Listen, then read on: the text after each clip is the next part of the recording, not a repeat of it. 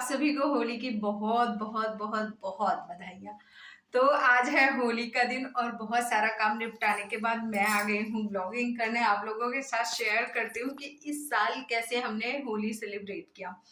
वैसे as usual हमेशा की तरह ये होता है, लेकिन फिर भी कुछ जो थोड़ी बहुत चीजें होती हैं वो मैं आप लोगों के साथ शेयर करने वाली हूँ कि कैसे क्या चीजें होती हैं। अभी मैं अपनी कर्म भूमि में हूँ और पीछे सारा पेंट निकल चुका है जो हम लोगों ने करवाया था। मतलब जो लास्ट ईयर था पिंक कलर का वो है, बाकी जो येलो हमने करवा दिया वो सारा निकल गया है।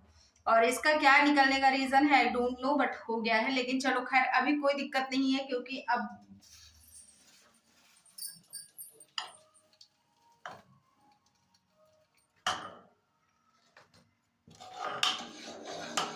तो मेरे खीर में तो अभी खीर बॉईल होने लग गई थी। तो हमारे घर का रिचुअल्स कुछ ऐसा है। देखो क्या होता है कि जो लोग जाते हैं होली जलाने के लिए और वो थोड़ी सी आग लेके आते हैं और वही आग जो गाय के गोबर के उपले होते हैं उनमें लगा दी जाती है। फिर उसके बाद ऐसे जल रहा होता है। तो फिर हम लोग 7 फेरे लेते हैं, 7 9 5 3, आप कुछ भी ले सकते हो। मैंने खैर पता नहीं कितने लिए थे, 5 या 7 लिए होंगे, मुझे ध्यान नहीं है अच्छे से। और वो काम निपटाने के बाद फिर मैं आ गई थी किचन में, और किचन में आने के साथ ही मेरा रूटीन शुरू हो गया था। तो बहुत सारी चीज़ें हो गई थी और बहुत सारी चीज़ें हो रही थी। इस टाइम पे जब मैं ये वाली सब्ज़ी छौंक रही थी ना, तो मैं दूसरी तरफ दूसरी सब्ज़ी भी छौंक रही थी इंडक्शन में। तो बीच बीच में जैसे लाइट चली जाती तो इसमें आ जाता, और वरना इंडक्शन में हो रहा था। तो वो सूखी सब्ज़ी थी। सूखी सब्ज़ी हमारे यहाँ मतलब जैसे कोई मांगने वाले आते हैं ना, तो फिर उनको देने के लिए रखी जाती है। और जो घर में खानी होती है वो ऐसे कोई रसेदार बना लेते हैं, मतलब जो मन किया जिसका। अच्छा, मुझे क्या होता है, मुझे सूखी सब्ज़ी ज़्यादा पसंद आ जाती है क्योंकि ये सारी चीज़ें बहुत ज़्यादा ऑयली हो जाती हैं और सूखी सब्ज़ी में थोड़ा सा ऑयल कम होता है। तो जिसके चलते मुझे सबसे अच्छी सब्ज़ी वही लगती। कोई भी कितनी भी सब्ज़ी बना लो, लेकिन होली और दीपावली पे जो सूखी सब्ज़ी बनती है वही सबसे टेस्टी लगती है अकॉर्डिंग टू मी। बाकी जिसका जैसा टेस्ट होता है, जैसा उसको वैसी चीज़ें पसंद आती हैं। मेरे घर में किसी को कटहल पसंद है, किसी को पनीर पसंद है, मुझे सूखी सब्ज़ी पसंद है। मतलब जितने लोग उतनी बातें, कहते हैं ना कहावत है, तो बस वो कहावत एकदम सटीक बैठती है मेरे घर के ऊपर। फिर उसके बाद मैंने पनीर की सारी प्रिपरेशंस की और मैंने पानी डाला। तो पानी डालने के बाद ही फटाफट से बॉईल होने लगेगा, और जब ये थोड़ी देर बॉईल होगा, और हाँ, मटर मैं मसाले के साथ डालती। मतलब जब मसाला पक गया था तो पहले थोड़ी देर के लिए मटर डाल देती, लेकिन मैं भूल गई थी तो फिर मैंने पानी के साथ डाला। मतलब जब मैंने पानी ऐड किया उसके बाद मैंने डाला। तो ये कुछ ऐसा जब उबलने लगा अच्छे से करीब 5-7 मिनट, तो फिर मैंने पनीर डाला। और पनीर डालने के बाद फिर मैं बहुत देर तक नहीं पकाती हूँ उसको। जैसे ही 4-5 मिनट पका फिर मैं निकाल लेती हूँ। मतलब जब पूरी पनीर मैं पहले से ही पका के रखती हूँ और पनीर डालने के बाद, मतलब क्या बोल रही हूँ, पूरी ग्रेवी मैं पहले से अच्छे से पका लेती हूँ। और जब पनीर डाल देती हूँ तो ज़्यादा देर इसलिए नहीं पकाती क्योंकि पनीर सॉफ्ट रहें। तो अब ये मेरा मानना है, आपका अगर कुछ और हो तो आप मुझे कमेंट सेक्शन में ज़रूर कमेंट कर देना। फिर उसके बाद खीर मैंने बनाई और दूसरी तरफ कटहल बन रहा था आई थिंक, तो वो मम्मी बना रही थी। तो कटहल, पनीर और सूखी सब्ज़ी थी। उसके बाद चटनी मैंने नहीं लिया था क्योंकि मैं भूल गई थी, निकालना ही भूल गई। ना मैंने खाया ना मैंने किसी को दिया। और ये सारा मिश्रा जी को खाना देने के बाद पहले भगवान जी को भोग लगाया, फिर उसके बाद मिश्रा जी को दिया, क्योंकि सारी चीज़ें बिना लहसुन और बिना प्याज की थी। तो इसके लिए ठाकुर जी को भी भोग लग गया। और फिर मैंने बैठ के बनाना शुरू किया अपने जो दाल वाले पराठे होते हैं उनको, क्योंकि दाल वाले पराठे बनाने में थोड़ा सा ज़्यादा टाइम लगता है। और साथ ही साथ खड़े खड़े ना कितना ही काम कर लोगे आप, मतलब पैर इतना दर्द होने लगे थे कि क्या ही कहें। तो इसके कारण मैंने सोचा कि इंडक्शन नीचे रखते हैं और बैठ के बनाते हैं। तो ये जो दाल के पराठे होते हैं इनको भी जो लोग आते हैं उनको दिया जाता है। मतलब जो मांगने वाले, जैसे गांव में होता है ना, मांगने वाले आ जाते हैं तो उनको फिर दाल के पराठे, कचौरी और पूड़ी और साथ में सब्ज़ी के साथ दिया जाता है। तो ये फटाफट से पराठे बन रहे हैं और इनको पूरन पोली भी बोलते हैं आई थिंक। हो सकता है उसका कुछ टेस्ट अलग हो या फिर कुछ अलग तरीके से छौंकी जाती हो दाल, बट हमारे यहाँ तो खैर दाल के पराठे ही बोलते हैं। तो अभी बज रहे हैं 2 और कुछ ऐसा हालत है मेरा। अभी घर में सारा झाड़ू पोछा आधा हो गया, मतलब देखो उस साइड वाला सारा हो गया, अब ये वाला बचा है। तो ये इधर का ये मैंने सुबह ही कर दिया था कमरे वाला, बस सिर्फ बरामदा बचा है, उसको करना है।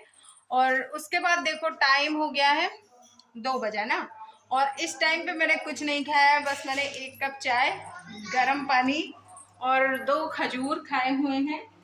तो अभी भी मैं कुछ खाऊंगी नहीं, अभी चाय बना रही हूँ पापा के लिए और मिश्रा जी के लिए, और फिर उसके बाद इतना पोछा लगा के फिर स्नान वगैरह अच्छे से करके तो फिर बैठ के आराम से खाना है।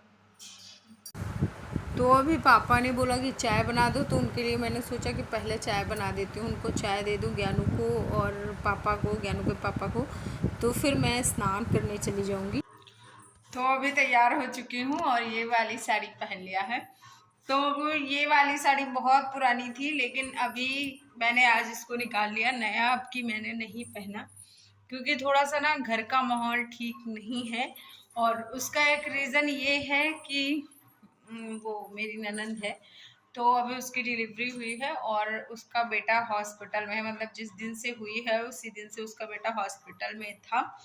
और अभी वो मतलब बीच में तो बहुत ज़्यादा सीरियस हो गया था, बट अभी थोड़ा सा आराम है। तो एक बार अच्छे से सब ठीक हो जाए, निपट जाए, फिर उसके बाद नेक्स्ट ईयर बहुत अच्छे से मनाएंगे धूम धड़ाके से। तो ये रहा प्रॉपर खाना, और ये खाना पहले जाएगा मिश्रा जी के पास, उसके बाद जो बच जाएगा वो मैं खा लूँगी, क्योंकि उनका खाना इतना बचता है ना कि मतलब कैसे बताऊँ आपको, वो खाना बहुत बचाते, खाते बहुत कम है और बचा देते ढेर सारा। तो फिर मैं अपना अलग से नहीं लेती हूँ, मैं मतलब त्योहार के दिन तो मैं उन्हीं वाला खा लेती हूँ, वो मेरे लिए भी हो जाता है और उनके लिए भी हो जाता है।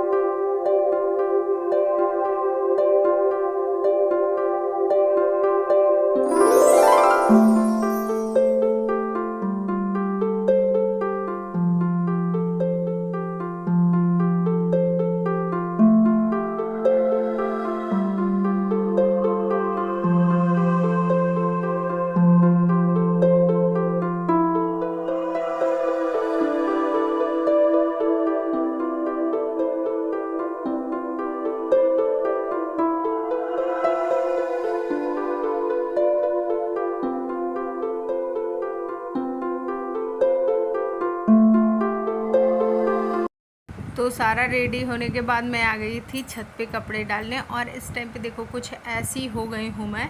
तो थोड़ा सा मैंने सोचा दिखा दिया जाए आप लोगों को, तो आप लोग भी मोटिवेट हो जाओगे आई थिंक।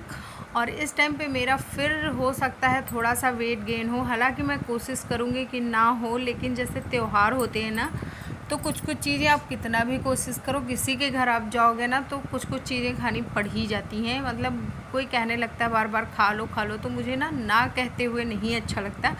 मतलब कहने का मतलब ये है कि मुझे ज़्यादा भाव खाना नहीं अच्छा लगता। अगर किसी ने इतने प्यार से बोला कि खा लो तो मेरा नहीं मन होता ना, तब भी मैं तुरंत खाना खाई हूँ।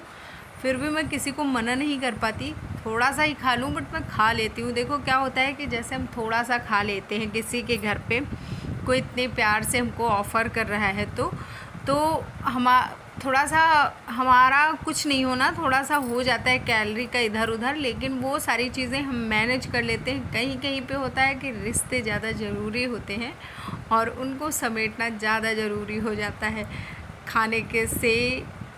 बाकी तो ज़्यादा ओवर ईटिंग करती नहीं हूँ, लेकिन फिर भी कभी अभी त्यौहार का टाइम है तो हो सकता है 19-20 हो जाए।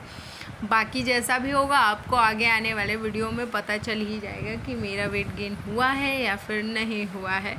कोशिश होगी कि ना हो, लेकिन हो जाएगा तो फिर हो ही जाएगा, कोई दिक्कत नहीं होती है। और बाहर सब लोग बैठे 10:30 बजे के आसपास ऐसे बातें कर रहे थे, क्योंकि ऐसा टाइम बहुत कम ही आता है कि जब फैमिली के सारे लोग इकट्ठे बैठें। और वीडियो अच्छा लगे तो लाइक शेयर कर देना। चैनल पे फर्स्ट टाइम हो तो प्लीज़ सब्सक्राइब करना। Bye bye and take care.